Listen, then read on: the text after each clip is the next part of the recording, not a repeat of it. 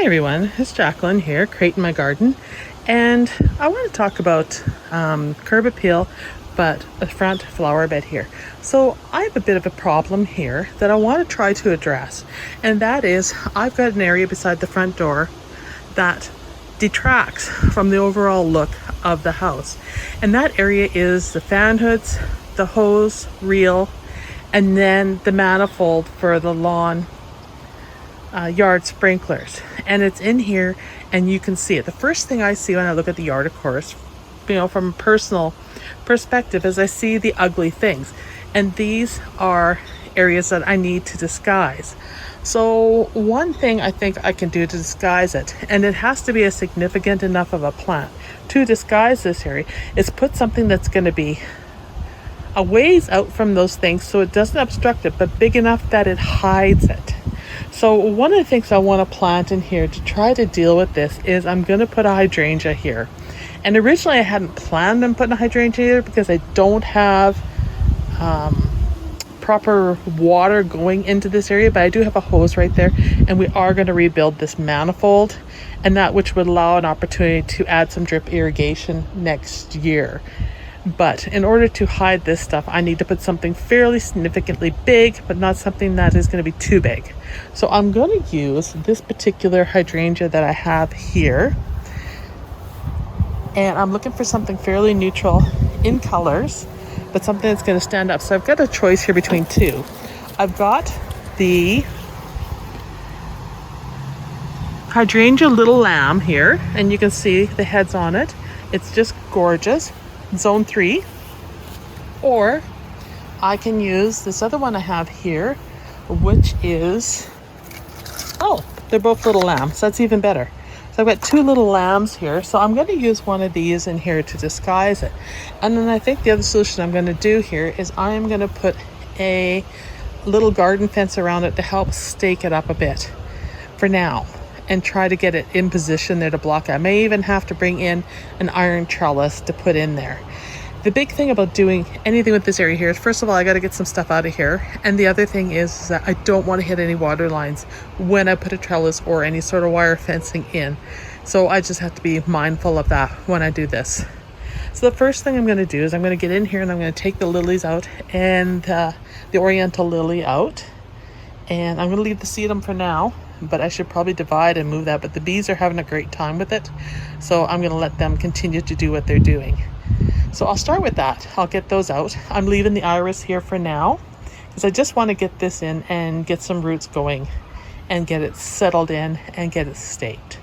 So let's start with planting that, and then we'll look at it and reassess and determine what I need to put in next in this bed, because I really want to start overhauling this bed a bit, and I want to start wrapping this bed from that flower bed right there and bring it around here, and then have it wrap in over here down the bottom into this area and just have a nice curve on it. That's something I need to do. I'm going to need a bit of help from Rob to help dig that up. It's not a lot of grass, but it's enough. And I'm not sure that I want to push it with my knee doing that without a little bit of help. But I want to get it done, and I need to bring soil in then to do that. But let's start with getting this hydrangea in the ground here and see how this goes. At these two little lamb hydrangeas, I'm going to pick the one that's going to be the most stately there because it is for curb appeal. So I'm going to go with this one because it's standing up very nice. This one's leaning away too much, although it's still a nice plant, and I have pruned it back. It does need a little more work for staking, and it's a little more spindly. So I'm going to take this one and I'm going to put it over there and get that one started. And then I'm going to come back and reassess on what kind of support I need to give it. I think I have it positioned in the right spot.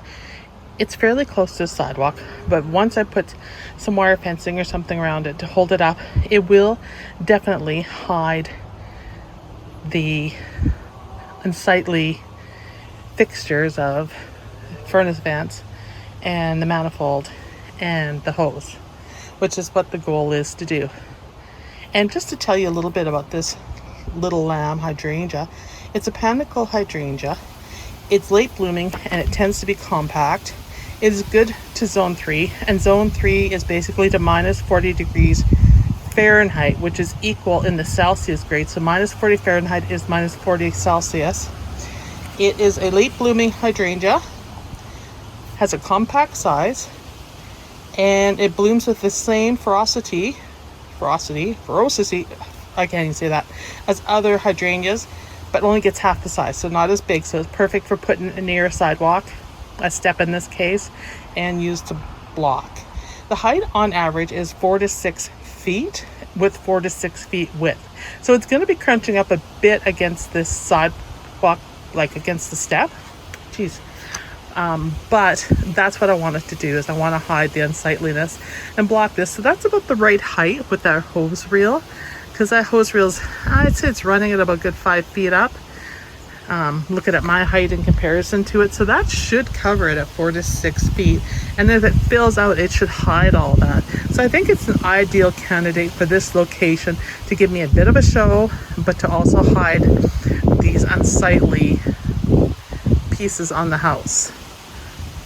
All right, so what I need to do looking at this is I need to stake it now and then water it in good. So I'm gonna go see what I can find to stake this with, and I'll show you what I'm doing. That this metal fencing is the perfect height to hold those panicles upright and provide support to them for the fall, as well as to help it get settled in and not put too much strain on the plant without supporting it. So the support will help ease the strain and allow me to keep the blooms, which is kind of what I want to do at this time of year, because I just can't bring myself to cut them, which is something I would normally do. So anyhow, I'm going to go and station this fencing around the plant and see how it looks. So I wrapped 2 pieces of metal fence around it just to stake it from the front and back, just to hold it in place and also protect it from the hose reel. And I think it looks good there. You can see it's already starting to do its job with hiding some of the vents and stuff. But you know, once it fills out and that, it should be beautiful, and it should completely cover it once it's in leaf.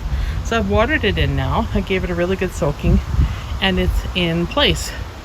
So I'll probably rearrange some of the other stuff I have in here, like the geese and things like that, or swans, geese, and add some more coverage over here. But I don't want to put anything too tight because it looks like it's gonna cover everything nicely. So the next thing I want to look at is I want to do something over here for color, and I want to take these hostas out. But for now, I am going to put 3 Paprika Oh So Easy roses in here around this hydrangea that I have here. So this is one of the Everbloom series hydrangeas that I put in here, and it's been in here a few weeks, and I think I did a video on it, and it seems to be happy there. So now I want to wrap some color around it. So I'm just debating, do I want to go and take those hostas out? It would be a good idea if I did, and move those to another area to make room. Now, the color scheme I have going, of course, is the pinks and the greens off the hydrangeas and whites. I had the geums, which I split, and they were what I thought was an unsuccessful split, and they are orange flowering, but they all survived. So even though I felt like that was a total failure in splitting plants, you can see I took 2 plants and made 6 out of them, that I've got 3 plants. So that was a win, and I didn't expect that. So let's go ahead and let's put these Oh So Easy paprikas in. And these paprika roses in the Oh So Easy, so I'm just going to show you one.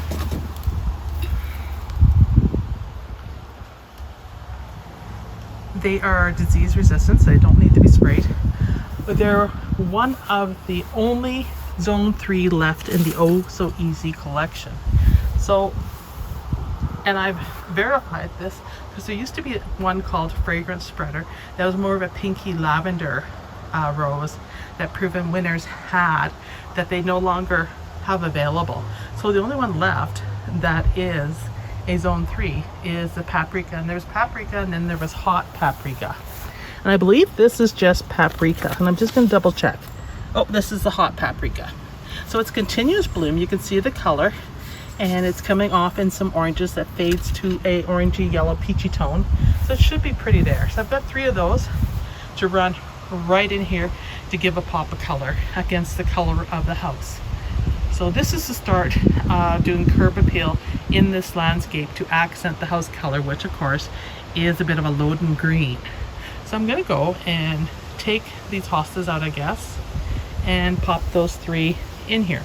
Because also that's going in this bed is there's going to be some irises coming in here, some bearded irises that I've ordered that are going to be getting put in this bed as well, because this bed tends to be a little more dry and they do well and they provide that flush of color in the spring. So I'm going to go ahead here and make this change now. You can see what it looks like now with the 2, actually 3 hostas out. I took the smaller one out over here too, just to clean up the area. And I think it looks pretty good. I'm just debating if I want to move that iris now or later. And that is a dark purple iris there. And that is the champagne over there. But I could take it and move it over a bit and place it now rather than do things twice. So maybe I'll do that and then I'll place the roses. But it's nice already having some holes like kind of ready to go. I need to clean them up a bit to put them in, but it just opens up the area nicely for a burst of color. All right, so the 3 Oh So Easy roses are in. I've gotten most of the rose hips off of them. They're supposed to be a continuous bloom, so I see a couple buds on them, so we'll see if I get some flowers out of them this year. There should be enough to disguise the lower foliage of the hydrangea in the spring and give a nice show of colors. There's also a honeysuckle behind it that blooms a gorgeous orange, so that should make for a nice show. Now if I could get some white in there, I think it'd be really, really pretty, because white will just bring out the colors of the hydrangeas and the oranges of the geums and the paprikas, and it'll look gorgeous. So those are the hot paprika, Oh So Easy hot paprika. You can see them here, continuous blooms. They're proven winners. Now they're good in zones 3 to 9. They grow 1 to 2 feet tall, so that's perfect with the hydrangea to disguise the foundation. And the furnace vent there, as well as I need to repaint that furnace vent so it's not such a sore thumb. They bloom, they should be pruned in the spring. They will bloom right till frost, and they like well-drained soil, which this is really well-drained soil. It's one of those areas that I have to pay attention to because it dries out, so drip irrigation would help. And you fertilize it in the spring, and it's great in borders, containers, and mass plantings. And it's fairly deer resistant, which I hate to say it, but I do need that out here. We have herds of deer out here and a lot of coyotes. Like if you get up at 4 in the morning, you can hear the coyotes howling out here because they'll go wherever the deer is. So we have that, and we have rabbits. So that's good to hear that they're deer resistant, because sometimes I will have like 10 deer in the yard in the winter at the dawn in the morning hours. We'll see deer. I haven't had any moose in the yard, but I have seen them out here in the fields and that. So they need to have some sort of resistance to survive. So that is how they are going to look, and I'm quite excited about them. So this is the Oh So Easy hot paprika that I planted around the hydrangea. So there's more coming with this bed, because there is irises and stuff coming that I've ordered online to help populate this bed, and I will be making some more changes. So you will see some more videos on this as I fill this area and redesign it a bit more. This is a work in progress because I haven't really officially got a idea in my head, but I do know some of the colors I want in here and then I want to fill it full of annuals and stuff in the spring along the border to make it nice, bright, and cheery. So stay tuned. There's gonna be some fun stuff coming with this, and it's going to be a real transformation over the long run of fall, and then maybe some more even in the spring when I start adding annuals and stuff in to brighten this up. But I have to tell you guys, I really consider my window box, just kind of going off on a tangent here, to be a true success. I mean, that potato vine just steals the show, you guys. Like, it's amazing. And the same with the grass. So that's another thing I am interested in doing, is the purple fountain grass. Wouldn't it be gorgeous to have some big plumes in here in this bed with the oranges and the hydrangeas? Now keep that in mind, because I have this idea in my head that I should put some of those in here and let them get nice and tall, and then packet full of colorful annuals and it would be stunning. So I've bought that one plant there for like $1. It was on the clearance rack of Lowe's because it was frozen, and look what it did.